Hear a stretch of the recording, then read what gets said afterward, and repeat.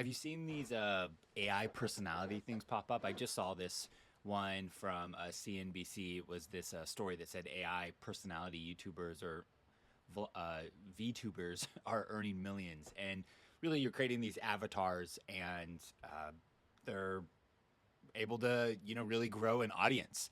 It's just kind of really an evolution of the the profile or the avatar. Before where you could follow somebody on Instagram and you didn't really know what they look like and they got famous. Well, now they're taking that personality and putting it into like a 3D environment, and it's really cool. You can check these guys out on YouTube and Twitch. A couple of them I know on Twitch are popular, and they're using like anime characters, and it's really weird because it will just be like a 3D render, but they're talking. It's kind of it's not too different on Apple how you can have a emoji and you can talk with it. I remember I did this with my daughter where like I got like a newer phone years ago, and then I sent her like a unicorn. I was like talking to her.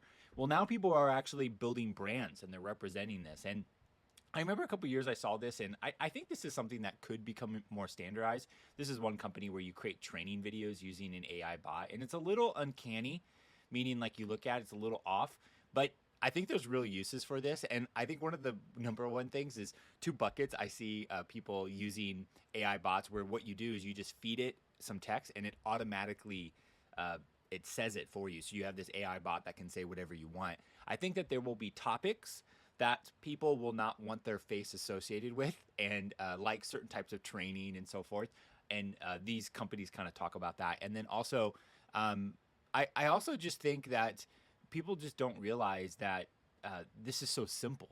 And there's a lot of dual training that just needs to happen. And if you can kind of build a version of yourself and you can just read it through, I think this is going to get easier and easier to use.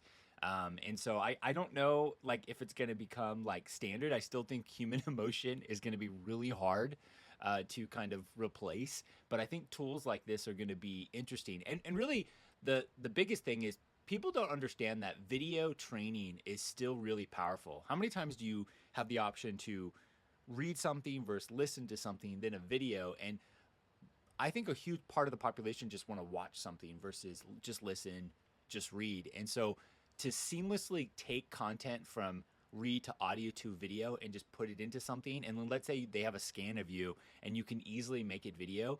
Maybe you're not going to do the AI 3D look like ninja type of avatar, but maybe you'll do a more human one. So it's interesting, a little strange, and I'm curious how people really embrace this over the coming decade.